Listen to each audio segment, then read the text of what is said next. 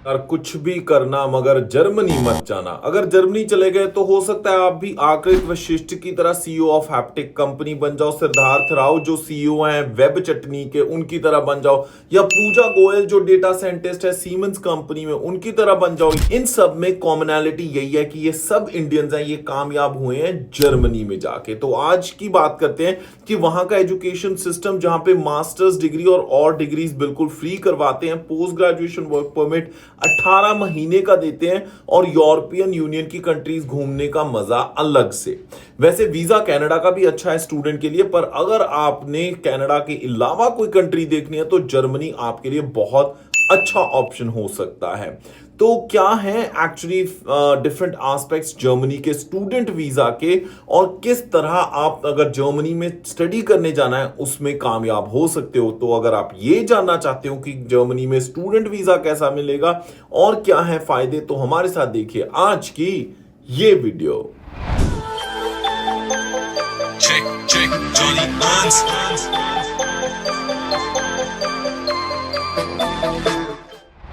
जी हाँ दोस्तों, नमस्कार, आदाब, सत श्री अकाल। मैं हूं जॉनी हंस और लेके हाजिर हूं आज की खास वीडियो। इस वीडियो में हम बात करेंगे कि जर्मनी में अगर आपने स्टडी के लिए जाना है तो उसके लिए आपको चाहिए जर्मनी का नेशनल वीजा यानी स्टूडेंट वीजा लेना पड़ेगा। इस वीजा के बिना आप जर्मनी में स्टडी नहीं कर सकते। एक प्रो टिप बताऊं दोस्तों, बैचलर्स या मास्टर्स अगर अप्लाई करते हो आप इस स्टडी के लिए तो उसके वीजा के चांसेस बहुत हाई हैं। जर्मनी में स्टडी के बाद आपको 18 महीने का वर्क परमिट मिलता है जो आगे जाके आप एक्सटेंड भी करवा सकते हैं। अगर लैंग्वेज स्किल्स की बात करूं तो कम से कम B2 लेवल चाहिए। यूनिवर्सिटी रिक्वायरमेंट्स के मुताबिक सिर्फ जर्मन अप्रूव्ड सर्टिफिकेट्स वैलिड ही होते हैं यहाँ पे, आईएलटीएस, टॉफल या कैम्ब्रिज।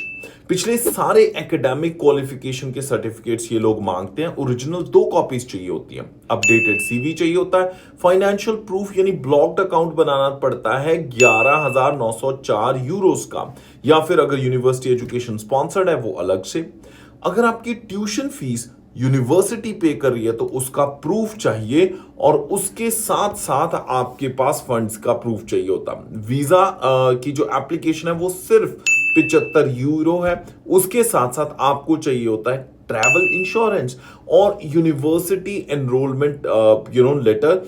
और यानी कहने का मतलब कि जब तक आपकी यूनिवर्सिटी में एनरोलमेंट नहीं होती तब तक आपके पास जो हेल्थ इंश्योरेंस है वो वैलिड होना चाहिए, क्योंकि बहुत सारी जो जर्मनी की यूनिवर्सिटीज हैं वो हेल्थ इंश्योरेंस भी प्रोवाइड करती हैं। पर एक बात बताऊं, उसके साथ साथ बहुत सारी ऐसी जर्मनी की यूनिवर्सिटीज हैं जो ट्यूशन फीस तक भी नहीं चार्ज करती। सोचिए किसी कंट्री में आप पढ़ने जा रहे हो और आपको वहां की यूनिवर्सिटी में स्टडी करने की फीस तक नहीं देनी, तो ऐसे ऑप्शंस आपको जर्मनी में मिल सकते हैं। जी हां, इनका प्रोसेस थोड़ा सा टीडियस जरूर है कनाडा के कंपैरिजन में, बट हाँ कनाडा में जहां पे आपको लाखों डॉलर्स के लग जाते हैं बंदे के पक्का होने में, या फिर हजारों डॉलर्स तो पक्का ही नहीं गए, तो वहीं पे जर्मनी में आपकी एजुकेशन जो है वो ऑलमोस्ट फ्री है। बट अगर आपके पास सही क्रेडेंशियल्स है, हाँ कॉलेज की कोर्सेज के लिए जाओगे वहां पे कॉस्ट जरूर आ सकती है। अब एक खास चीज मैं बताऊं,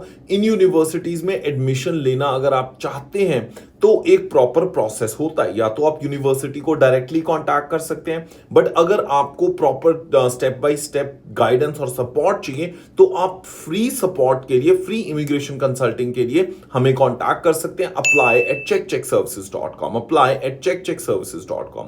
अब इस प्रोसेस में वीजा अपॉइंटमेंट बुक करने से पहले अपनी डॉक्यूमेंटेशन रेडी जरूर कर लें।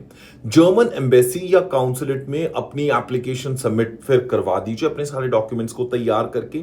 उसके बाद आपको इंटरव्यू के लिए कॉल आ सकती है। इंटरव्यू के लिए प्रिपरेशन अपनी करके रखिए।